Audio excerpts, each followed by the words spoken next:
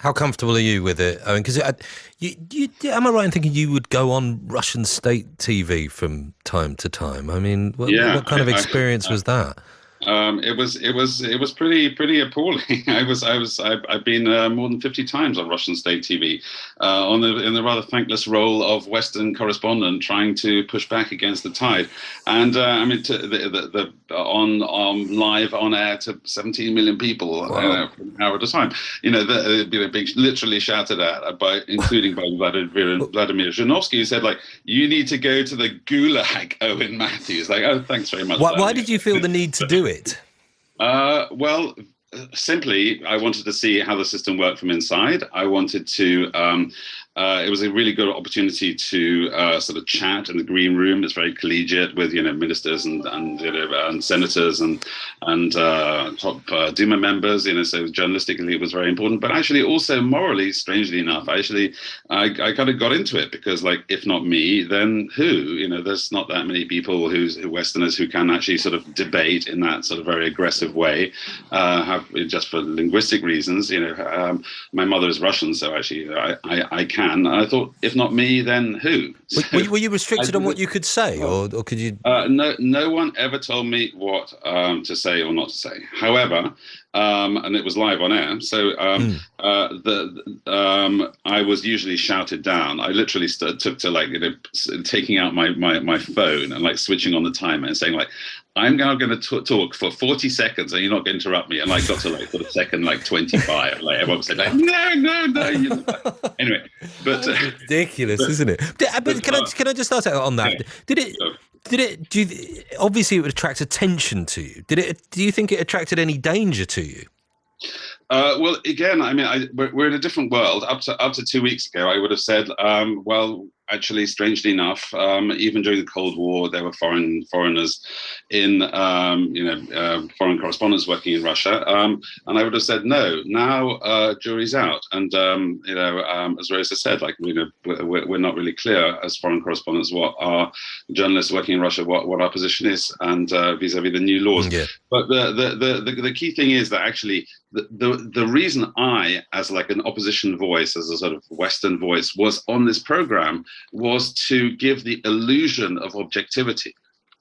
That's why the whole propaganda package is really sophisticated. So if you just have people like all agreeing with each other, people think, oh, that's ridiculous propaganda. But if you have like an Englishman on there sort of arguing and then being shouted down, but arguing against, you can say, but look, we're not a propaganda channel. We have Owen Matthews telling us every day, as I actually did, is like this Ukraine war or the Syrian war is like a sort of little sort of rattle to distract you from the wholesale thieving of Putin and his coterie, which I would say became almost a joke. I would say that in various ways on almost every appearance.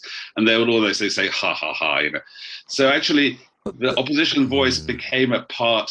And in a way, the reason I stopped doing it is because actually, even by voicing my opposition, I was kind of You became a strengthening. useful tool. I don't want to call you an idiot in that in that terminology, Owen. But is that what you started feeling like, that you were? Yeah, you were a tool for their benefit ultimately. That my opposition voice Mm, was mm. strengthening the overall Yeah, propaganda I package. That's why I understand. I stopped doing understand. it. And what do you think of RT? I think it's a terrible idea for a very simple reason. And as the minister hinted, but drew exactly the wrong conclusion, is that in time of war, that it's enormously important to demonstrate that we are different from the other side. And I spoke, in fact, to the day before yesterday, to Evgeny Popov, who's one of the major Russian propagandists. He runs, he co-anchors 60 Minutes, one of the key Russian propaganda talk shows. And he said, "You're exactly the same. You have banned, as us, you've banned Russian media, your people from accessing the other side of the story. How can you possibly say that we don't have a free press when you've done exactly the same thing to us?" Mm. And unfortunately, I mean, the point is, if something is wrong, if people are wrong and they're propagandists, then let them be condemned out of their own mouths. Yeah. I mean, I think that, for instance, YouTube has actually struck quite a good compromise. In other words, because that they and social media, they've sort of flagged this content as being paid for by the Russian state. So you kind of actually know that this, what you're watching is a propaganda product. But banning it, it kind of puts you in the same boat as the enemy, unfortunately.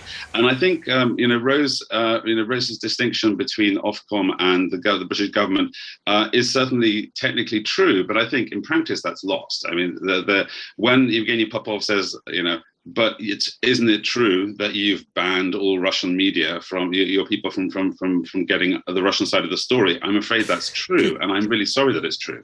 Just going back to what you were saying about your own personal experience, just before we move on, and saying you became this kind of useful tool to suggest a degree of balance. Well, not balance, but the other side, if you like. The case of Marina Ovsyannikova, the one of the editors of Channel One, she was the woman who did the protest, held the sign up on live television in Russia. Could she be being presented in a similar way in that respect? We allow this kind of thing from time to time. We appreciate that there are people in society who will make these objections from time to time, and look, we don't throw them in prison for 15 years immediately. That's one interpretation of how Marina Ovsyannikova was let off relatively lightly and didn't have the book thrown at her. I think the more likely explanation is that the Russian state is sort of capricious and disorganized, actually, unfortunately. But the important thing to know is that actually for the vast majority of Russians, who close to 70%, that get most of their information from the television, that didn't happen. It was a storm on Twitter, on Facebook, on social media, which is now banned in Russia. To people inside the media bubble that the Kremlin has created, it didn't happen. I mean, the people who watched it for 7 seconds or 6 seconds, they saw it, then, forgot about it. So sadly, it's actually not a big thing inside Russia. And as we now know from Putin's terrifying speech about the fifth column, and by the way, the fifth column is a thing that was invoked by General Franco. The fifth column, he had General Franco besieging Madrid had 4 columns. The fifth fascist column was inside Madrid, which Franco talked about. So Putin is literally quoting General Franco, a fascist, about the fifth column, but it's really scary about his message to traitors. Anyone who's against him is a traitor, and that's very terrifying. I'll play that clip in just a second, but Rosa, you got any other thoughts on what Owen just said there?